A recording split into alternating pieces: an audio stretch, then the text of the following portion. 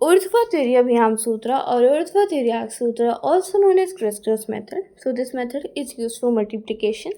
Last video में हमने 2 digits के मल्टीप्लिकेशन सीखा था. इस वीडियो में हम 3 डिजिट्स का मल्टीप्लिकेशन सीखेंगे.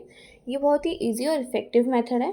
तो पहले वेरिएबल्स के थ्रू समझते हैं कि अगर इस फॉर्म का क्वेश्चन हुआ तो किस तरीके से उसके स्टेप्स होंगे, वो कैसे करना है वो बताऊंगी. एंड फिर हम एक क्वेश्चन लेके समझेंगे तो आपको बिल्कुल क्लियर हो जाएगा ये. अगर आपको ABC इंटू EFG के फॉर्म में क्वेश्चन मिला हुआ है तो सबसे पहला स्टेप क्या कहता है कि तुम जो राइट हैंड साइड के नंबर्स हैं यानी कि C और G हैं, इन्हें आपस में मल्टीप्लाई कर दो. तो किसके बराबर हो गया? CG के बराबर. स्टेप 2 कहता है इस बार तुम क्रॉस मल्टीप्लाई करो. तो हमारे जो RHS में नंबर्स हैं B और G और C और F, मतलब BC इंटू FG, इन्हें आपस में मतलब क्रॉस मल्टीप्लाई कर देंगे तो क्या बनेगा? BG प्लस CF या FC, एक की बात हुई. स्टेप 3 कहता है कि इस बार तुम क्रॉस मल्टीप्लाई भी करो और स्ट्रेट मल्टीप्लाई भी कर लो. यानी कि जो AC और EG हैं इन्हें हम आपस में क्रॉस मल्टीप्लाई कर लेंगे और अब BF को एक साथ एक दूसरे से मल्टीप्लाई कर लेंगे. तो क्या हो गया? AG plus BF plus CE. Okay. अब नेक्स्ट स्टेप जो स्टेप 4 है वो कहता है कि इस बार तुम क्रॉस मल्टीप्लाई करो, बट जैसे तुमने स्टेप 2 में RHS के साथ किया था ना क्रॉस मल्टीप्लाई, इस बार तुम LHS यानी कि लेफ्ट हैंड साइड वाले नंबर्स का करो. तो क्या हो जाएगा? AF plus BE. स्टेप 5 और लास्ट स्टेप हमारा कहता है कि जैसे तुमने स्टेप 1 में RHS यानी कि राइट हैंड साइड वाले नंबर्स को आपस में मल्टीप्लाई करा था, इस बार वो लेफ्ट हैंड साइड वाले नंबर के साथ कर लो. यानी कि A और E जो है इन्हें आपस में मल्टीप्लाई कर लो. तो आंसर क्या हो जाएगा हमारा? मतलब A into E equals to AE. ठीक है. अब एक एग्जाम्पल के थ्रू समझते हैं कि हम लोग कैसे इन सारे स्टेप्स को इम्प्लीमेंट करने वाले हैं, क्योंकि बहुत ईजी होने वाला है. सो देखते हैं. अगर आपको ये एग्जाम्पल है 586 इंटू 493. तो let's see how to do it. तो सबसे पहले मैंने क्या बोला था, स्टेप 1 हमारा कहता है कि जो हमारे RHS वाले नंबर्स हैं उन्हें आपस में मल्टीप्लाई कर दो. जो राइट हैंड साइड में आपके नंबर्स लिखे हुए हैं उन्हें मल्टीप्लाई करो. तो क्या नंबर्स हैं? 6 और 3. तो 6 को 3 से मल्टीप्लाई कर देंगे, हो जाएगा 18. 6 3 से 18. अब नेक्स्ट स्टेप जो हमारा कहता है कि वो क्रॉस मल्टीप्लाई कर लो तुम. तो क्या करना है हमें? 8 को हम 3 से मल्टीप्लाई करेंगे RHS वाली साइड में, राइट हैंड साइड में. 8 को हमने 3 से मल्टीप्लाई कर दिया, दैट इज़ 8 3 से 24 प्लस इस और 9 को 6 से, 9 6 54. सो 24 प्लस 54 कितना हुआ? 78. नेक्स्ट स्टेप जो है वो कहता है कि इस बार तुम क्रॉस मल्टीप्लाई भी करो और नंबर्स को आपस में भी मल्टीप्लाई करो, यानी स्ट्रेट मल्टीप्लिकेशन कैन से. सो इस बार हमने क्या करा? 5 into 3 that is 15 plus 8 into 9 that is 72 plus 6 into 4 that is 24. इन्हें आपस में मल्टीप्लाई कर दिया, यानी कि जो 5 और 6 थे और 4 और 3 थे इन्हें तो क्रॉस मल्टीप्लाई कर दिया, जो कि 5 इंटू 3 प्लस 6 इंटू 4 हो गया.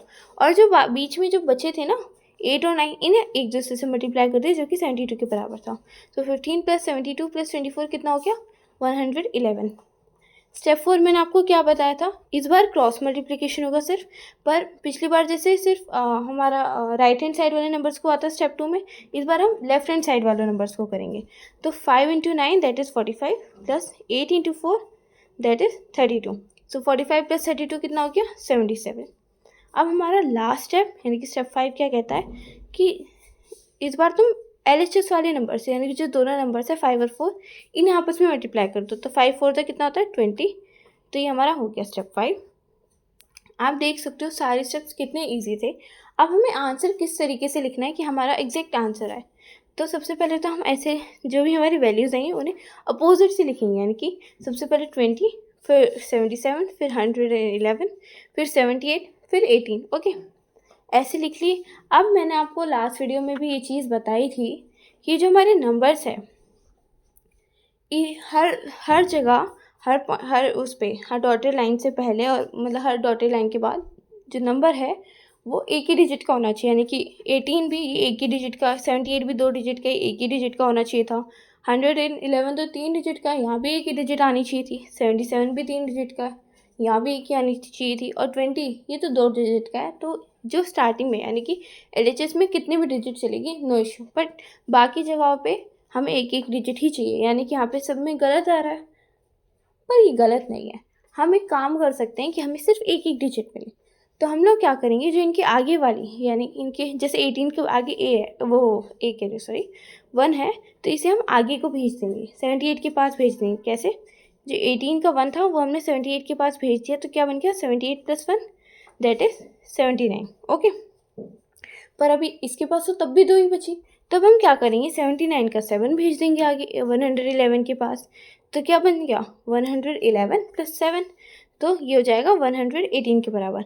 अब तो यहाँ पे तो अब भी 3 डिजिट्स हैं, तो अब क्या करेंगे हम, जो 118 का 11 है उसे हम 77 के पास भेज देंगे। सो 77 + 11 क्या हो जाएगा हमारा 88।